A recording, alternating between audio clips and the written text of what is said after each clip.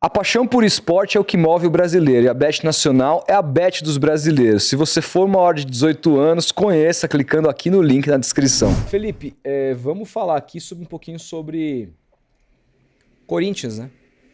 O Juca estava empolgado ontem, hoje é dia Corinthians. de um glorioso Bragantino e Corinthians.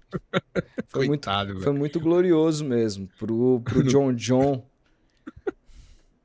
Eu ainda falei, pô, Juca, você não quer tomar uma cervejinha? A gente, pô, não. Preciso ver Bragantino e Corinthians, preciso estar bem, que não sei o quê. Pô, Hum, era melhor ter tomado, velho. né. Cara, que coisa, hein? 3-0.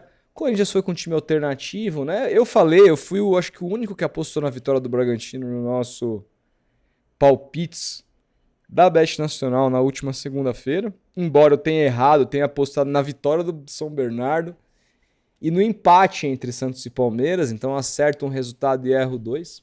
Vamos ver se eu vou bem agora no final de semana. Em todo caso, Felipe, a gente viu um jogo com extrema facilidade do Bragantino, né? Acima do que eu Nossa. imaginava, né? Comente você que viu o jogo melhor. Cara, eu vi o segundo tempo, né? Como eu falei, e vendo os melhores momentos do primeiro, me chamou a atenção justamente o fato do Corinthians estar muito espaçado no campo, assim, no meio de campo. Acho que, obviamente, isso se deve ao fato do Corinthians estar com uma escalação alternativa.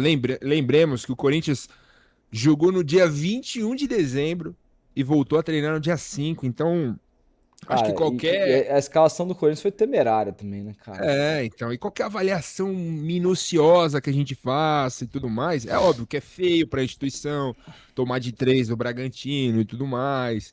O torcedor fica bravo. O torcedor ontem mesmo, a presença da Gaviões lá, das organizadas em peso no estádio do Bragantino, os caras já cobrando, falando que domingo é guerra. Aquela cobrança de Corinthians que a gente sabe quando acaba o jogo, os caras cobrando.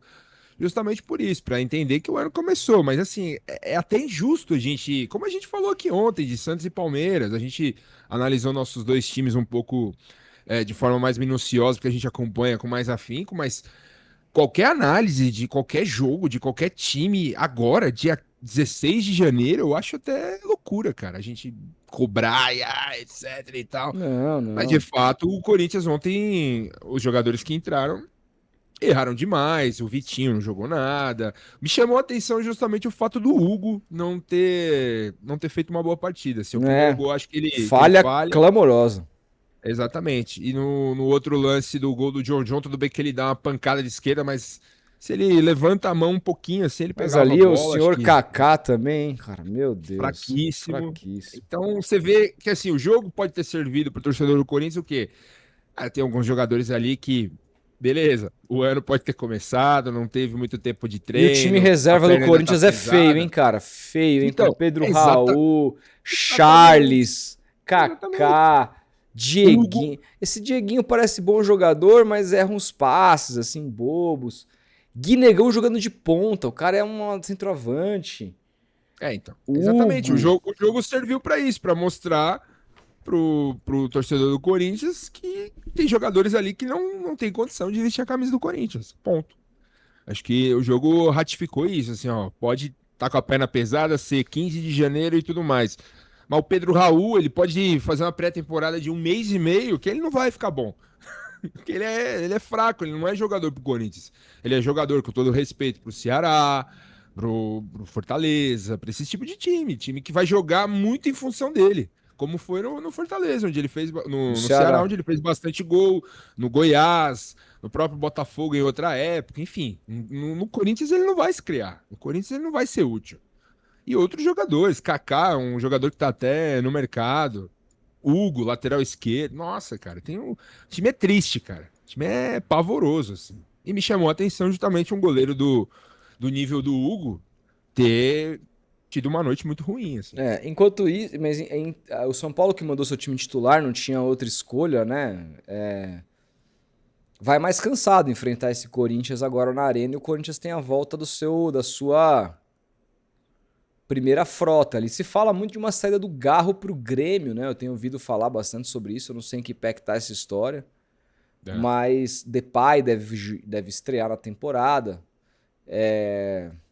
Yuri Alberto ontem entrou no segundo tempo, deve ser titular. A zaga deve ser a titular, meio campo, enfim. Então vamos ver o que esperar do Corinthians, que até tentou no segundo tempo colocar alguns titulares, mas ainda assim tomou mais um gol. Não resolveu muito. O Dorival chegou a fazer até as 5 substituições relativamente cedo. Cara, assim, são times. O Corinthians foi campeão de torneios ano passado de mata-mata, porque o time do Corinthians principal é forte. Mas fica a dúvida se o Corinthians vai conseguir manter esses jogadores que fazem a diferença esse ano. Essa é uma questão. Porque se o Corinthians não conseguir manter os jogadores que fazem a diferença no time principal, o Corinthians é sério candidato ao rebaixamento. Porque com esse elenco, cara, com esse time reserva aí, fica difícil.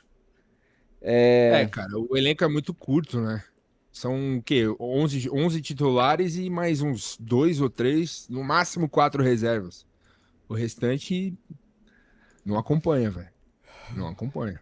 E Cara. outro, o time titular tem que estar E o na Corinthians, ponta dos cascos para render. o Corinthians está contratando, né? Mas está contratando aquela política fortaleza do Marcelo Paes, assim, buscando oportunidades de mercado e tal.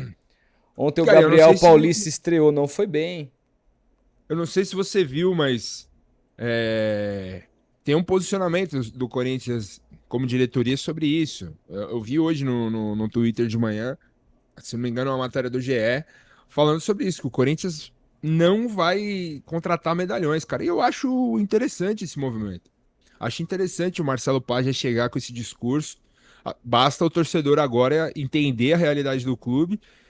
E o Corinthians vai atrás de jogadores com oportunidade de mercado, jogadores que estão em fim de contrato, jogadores que podem vir apenas com o Corinthians pagando salário e tudo mais, jogadores não. A matéria ainda diz jogadores não medalhões. Chegou-se a cogitar aí um rumor do Corinthians estar interessado no Everton Cebolinha e outros jogadores assim, cara. Pode tirar o cavalinho da chuva, segundo essa matéria. O Corinthians não vai optar por esse tipo de jogador em 2026. Eu acho correto, cara. Acho correto. Hoje já tem o Memphis Depay, que ganha muito bem. Tem o Yuri Alberto, tem o Garro, jogadores que têm um nome, que têm um laço, que já ganharam no clube. Então, acho que o Corinthians sempre se deu bem, né, cara? Apostando em jogadores assim, sem tanto nome, que vem de times inferiores, inclusive times do próprio Campeonato Paulista, do interior de São Paulo, inúmeros casos assim. Acho que o Marcelo Paes chega justamente para observar esse tipo de jogador e tentar fazer essas contratações. E o Corinthians sempre se deu bem com isso, né? Vamos ver o que vai acontecer. É isso.